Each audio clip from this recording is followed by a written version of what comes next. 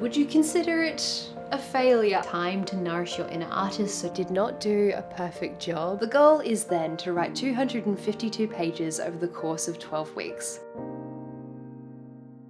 Hello everyone and welcome back to another video. In today's video we're going to be trying another journaling challenge. I almost said routine. This is not a writing routine. The last time I did a journaling related video, you guys seemed to really enjoy it. It was the Virginia Woolf writing routine challenge slash journaling routine challenge. Essentially, I tried out Virginia Woolf's journaling routine over the course of an entire month. I think I did like 32 days in total. I wrote a whole bunch of pages. I personally got a lot out of it. I hadn't really journaled it consistently before, and I really enjoyed the process. And as I said, you guys enjoyed the video, so I wanted to go away and make another journaling routine video. However, of course, I wanted to make it themed to some kind of writer or piece of media, and the only one that came to mind was Julia Cameron's The Artist's Way. This has had a bit of a renaissance recently. I've seen a lot of people trying out The Artist's Way and doing this challenge. Essentially what it is a 12-week journaling program that you follow. You read this book, you read chapter by chapter, you get little tidbits throughout, and the main thing you have to do is do the morning pages every single morning. There's a few other things in there like the artist's day and also all these little prompts and things, lots of food for thought when you're reading this particular book. And so I wanted to pick it up, give it a go, and then show you guys the process of me attempting a 3-month-long journaling challenge. Today is Monday, the 11th of September, and I'm gonna get started on this challenge to do The Artist's Way for the next 12 weeks. I've heard a lot of really good things about it, and ever since I finished my novel Project Teacup, which I finished like back in at the very end of August, I've been wanting to kind of like cleanse my brain and explore new creative stuff, and I feel like this will be the perfect time for me to undertake a challenge like this. Creatively, I feel a little bit drained. I'm excited to get started on new projects, but also I feel like I'm still a little bit holding on to the last project because I'm obviously querying at the moment. And anyway, I just think that this is the perfect time for me to undertake The Artist's Way, which I've heard so many wonderful things about. To begin with, on this very first day of the challenge, I need to read the first 40 pages of this and then get started on the first day of journaling.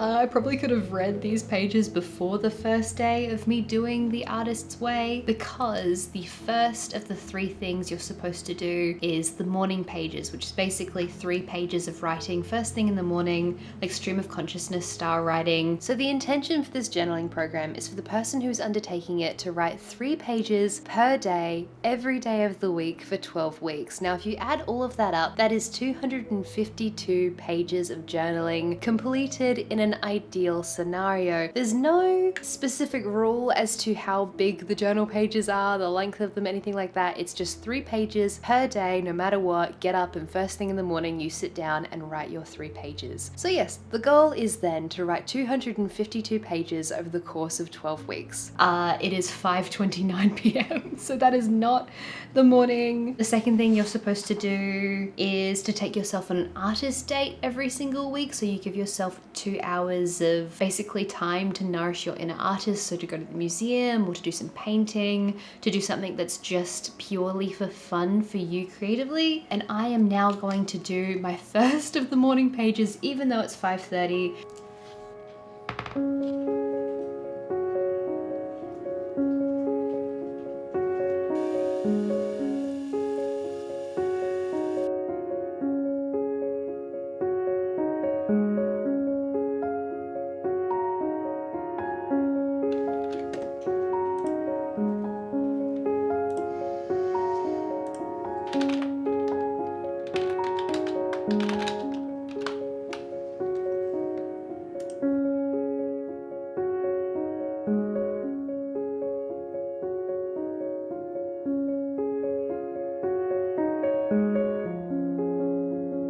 By the end of the first week, I felt really good about this challenge. I was journaling every single day, I was enjoying the process, and it reminded me a lot of the last time I did a journaling challenge. So I kept going with the journaling. I did it basically every day, but I found along the way that I was having trouble keeping up with filming the whole thing. I didn't want to overfilm too much, and so I started skipping the days that I was filming.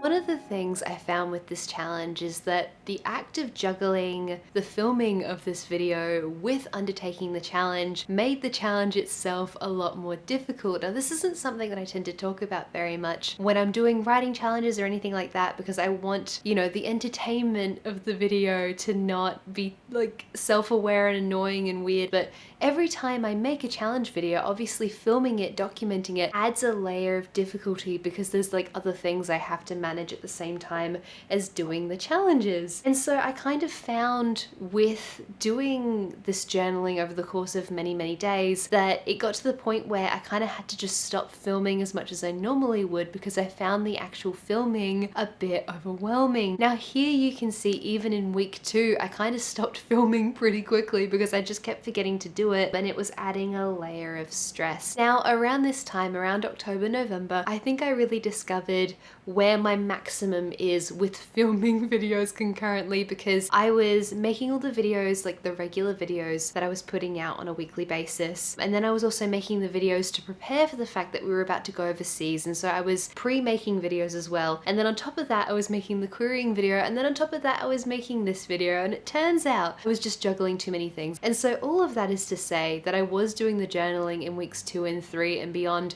but I just kind of found it quite difficult to pick up the camera and film, in part because I had too many things going on. My organization wasn't very good, which is the perfect segue into the sponsor of this video, which is Skillshare. Skillshare is the largest online learning community for creatives. I love that the lessons are on demand and stackable. It means you can learn at your own pace and be part of a world-class community of teachers, learners, and creatives. Skillshare has a wide variety of classes, from piano to creative writing to animation to marketing and more. Something very cool that Skillshare offers is learning paths. Knowing where to start with online classes can often be quite daunting, so these curated sequential classes are wonderful for setting you on a journey to master a specific skill. I, for one, am hoping to achieve more balance and organization in 2024, and so I undertook the learning pathway organization and planning for creative freelancers. I really liked the way that Dylan Mizwinski's class looked at chronic procrastination tips. The suggestion of changing the wording around to-dos to be more specific and less vague was really simple but actually really helpful for me. Skillshare is the one-stop shop for carefully curated content designed with your creative learning goals in mind. The first 500 people to use my link will receive a free 1-month trial to Skillshare. Hello everyone, welcome to Melbourne. Today is the 2nd of October. I got up at 3 AM this morning. It's currently 6 PM. No, I didn't do the morning pages. I should have done them on the plane, but I was so zonked out. Like I was really tired because I did not really sleep at all. But we're kicking off week 3 of the Artist's Way challenge. I'm calling it a challenge because for me to stick to a routine for this long is really very much a challenge. I'm going to be doing the morning pages right now, right before we head out to dinner. The thing I've learned so far with this challenge is that I have gotten a lot better at giving myself the grace to do an imperfect job at something and not give up entirely. Like I don't tend to give up on things, but I will like restart them from the beginning. And so I have a very haphazard, scatterbrained way of doing things sometimes. And if I'm stressed, if I'm tired, this is just the way I need to work in order to have things work for me, and I think that that's fine. And I'm sure that there are some like morning pages purists watching this being like, no, you need to do it first thing in the morning, but it's 6 PM and this is the best I could do today. Let's get writing, and hopefully for the rest of this week I can do these morning pages first thing in the morning when I wake up. We're being patient with ourselves, we're being forgiving. This does not need to be perfect.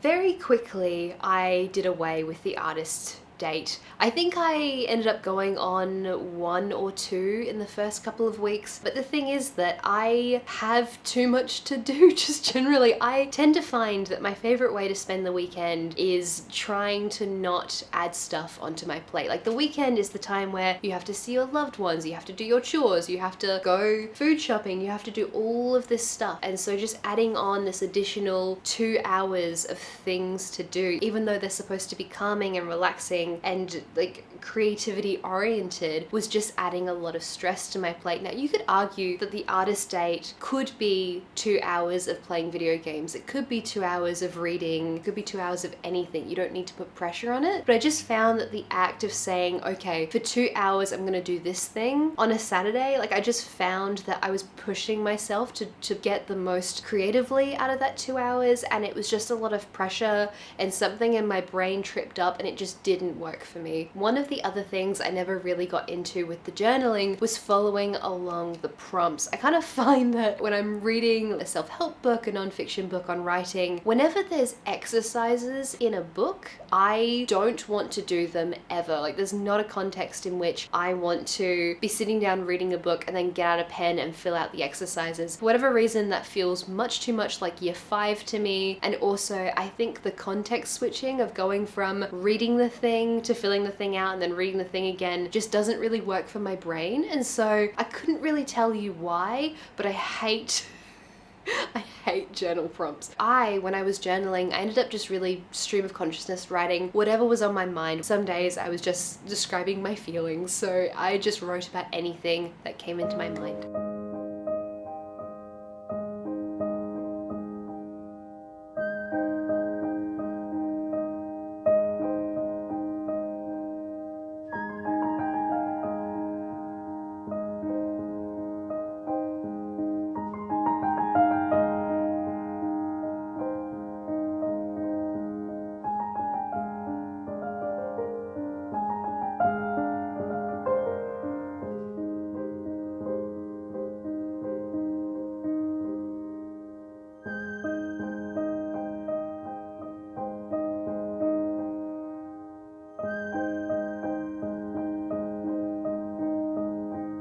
Hello everyone, it is now January 2024 and I absolutely dropped the ball on this journaling challenge. I just got very overwhelmed at the end of last year with querying and everything that was going on in terms of like life stuff, and I've spoken about burnout so much on this channel because I am just a person who's quite prone to it. It's always something that I'm battling against because I love the work that I do and then I tend to work too much and then I don't notice until it's too late. I did like the first 8 weeks of this, 9 weeks of this. I did not do a perfect job. It was a very haphazard job actually, but I want to do the last 3 or so weeks of this challenge, so I'm going to get the journal back out. I have basically stripped this down to anything non-essential getting completely taken out of this challenge. Like the artist dates, those are long gone. I even stopped like reading the book. I'll go back, I'll finish it eventually, but what I want to do is sit down and finish the last few weeks of doing the morning pages.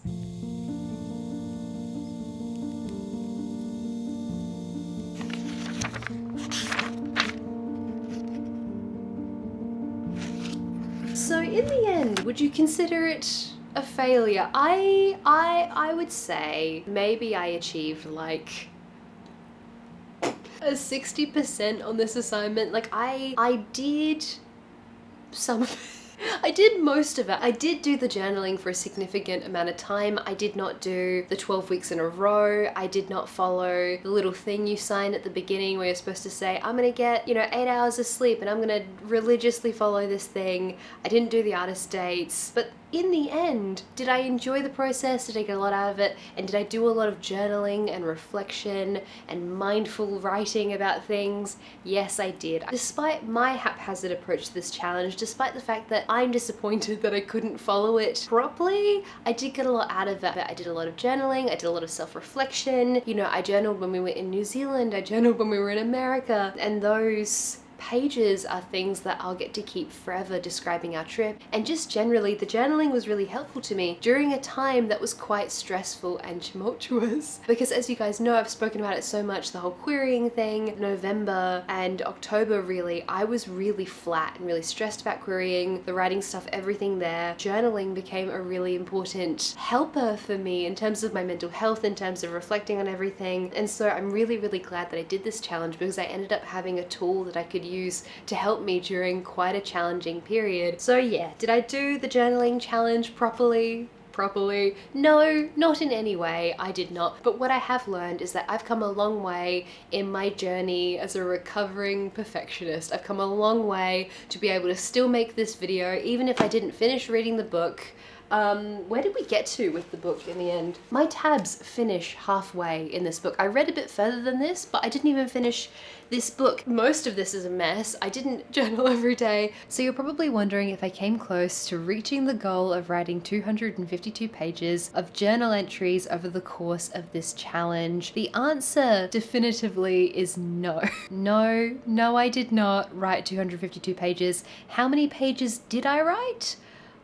I too would like to know the answer to that question, because I ended up doing this over like 4 different notebooks. One of the notebooks is currently missing because I had it. It's somewhere. I'm gonna find it. It'll be fine. But I don't have it with me, so I would guesstimate 150 maybe? I don't think I did as well as the Virginia Woolf journaling challenge, interestingly, because I remember that I wrote a really, really high number there. But I think because some of the pages were really, really big in the square journal I was using, it meant that I ended up getting a little bit unmotivated with it. And so I think when I used a smaller journal, it was a bit better. I think the point of this challenge is that I got a lot of value and enjoyment out of it, rather than focusing on the quantity of pages written. Anyway, that is how we went on the 252 pages front. We did not write 252 pages. But I did journal some of the time, and I did do most of the challenge, and I did get a lot out of it personally, and so I'm thrilled about that. And I am here for undertaking challenges and routines and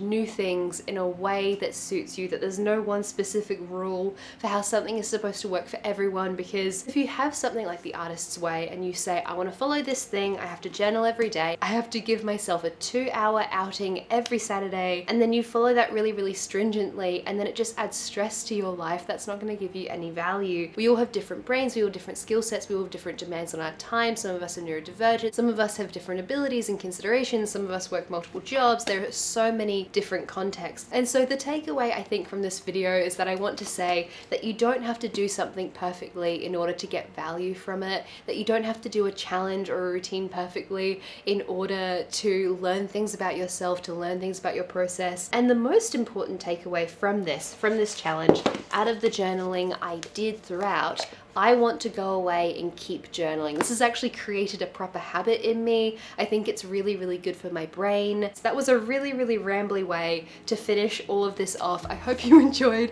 this absolute mess of a video. Thank you so much for being here. And also I wanted to say a massive thank you to everyone over on Patreon for supporting my channel, because without Patreon, I wouldn't be able to make this rambly, haphazard, imperfect content. Over on Patreon, we have a whole bunch of bonus stuff, bonus videos, our book club, our Discord server, so many different things. So if you want to check out Patreon, there's a link in the description down below. Take care everyone, and I will see you next time.